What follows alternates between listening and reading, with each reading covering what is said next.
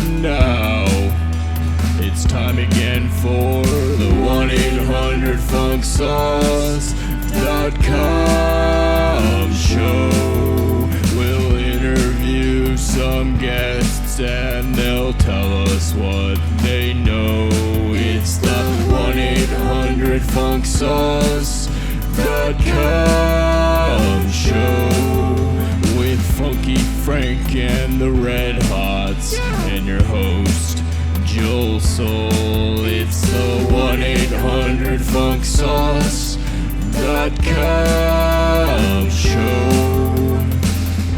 Oh yeah. Alright. .com. Oh yeah. Hit him with that funky sauce. Thank you. Welcome. All right. Cool, welcome. First episode, huh? Pretty exciting. We've got a doozy of a show lined up tonight. I'll be speaking with Malcolm Brenner and his former lover, Dolly the Dolphin. Yeah, we're really excited to hear from these two. An interview made possible only recently with Funk Sauce Technology. And then we'll have a musical performance by Billy Summer. Yeah, he's great. We love his music. I don't think we need a monologue tonight, so let's jump right into the Dolphin sex stuff. All right, Maurice. Get Malcolm Brenner in here. Everybody, welcome to the show. Malcolm Brenner and Dolly the Dolphin. All right, so what are we here to do? I don't know about anyone else, but I want to hear the story about how you two had sex. First of all, I got in the water. Okay, whoa. Can you back up just a little bit? Let's not jump right into the water. What year is it? In the fall of 1970, I was a student at New College in Sarasota, Florida, which was a liberal arts school. And I got introduced to a woman writer who was writing a book about the dolphins down at this little amusement park south of town called Florida Land. It was in Nokomis, where Sorrento Shores now stands. And before Disney opened their place, it was probably one of the neatest and biggest shows in Florida. And they had this dolphin show, which consisted of a big pool where the dolphins performed. And they used mainly male dolphins.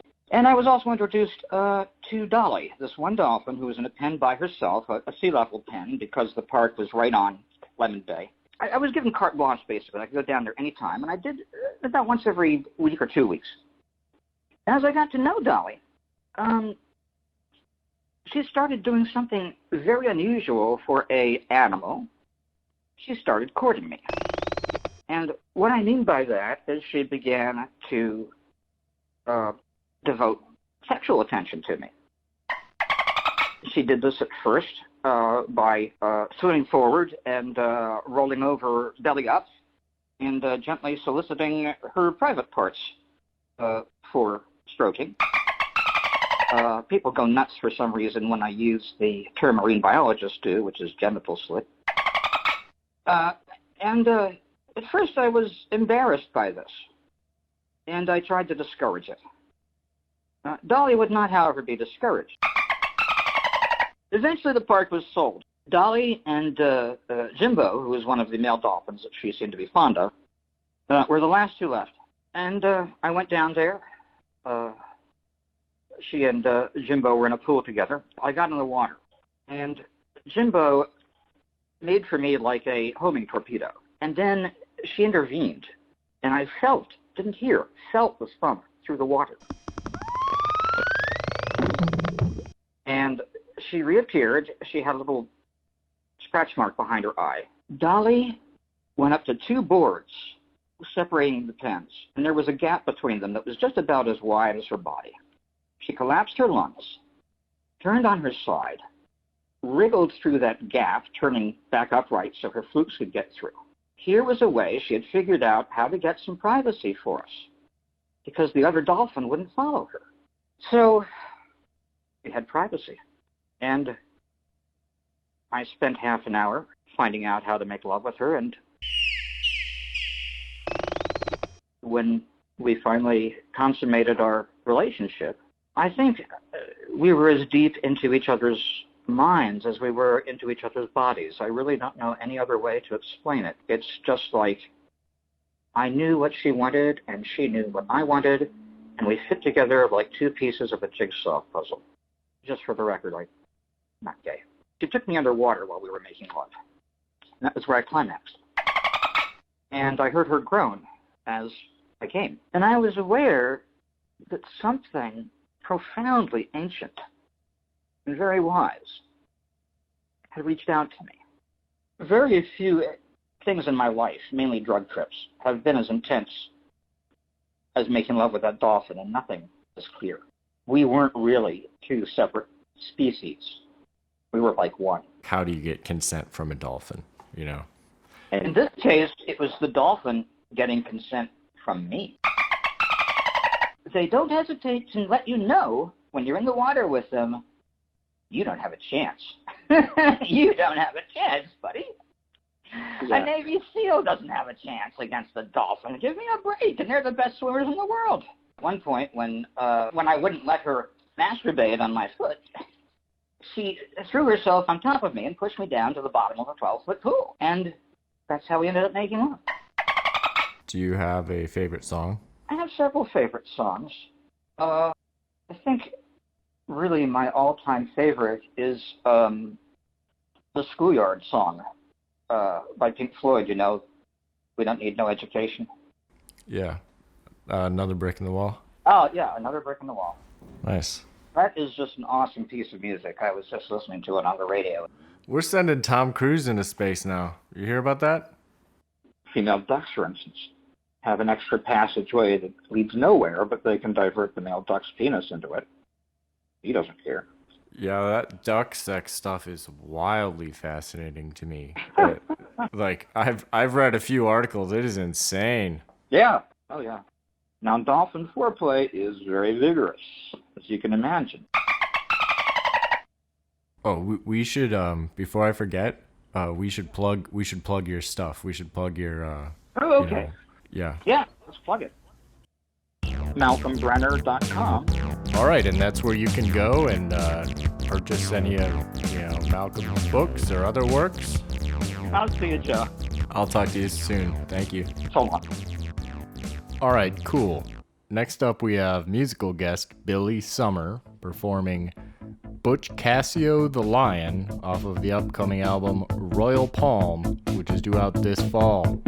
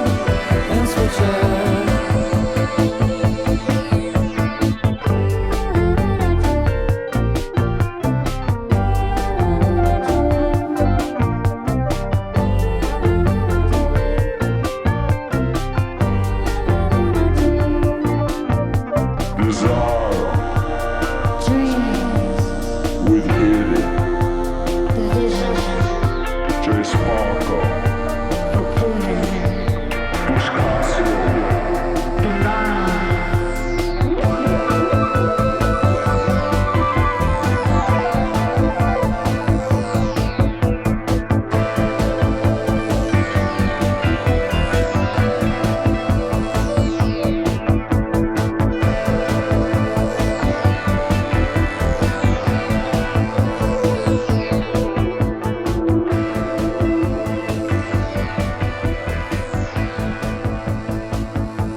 Okay, y'all, thanks for tuning in. That's all we have time for tonight. You can find more of Billy Summers' music if you follow the link, which should be on the screen now.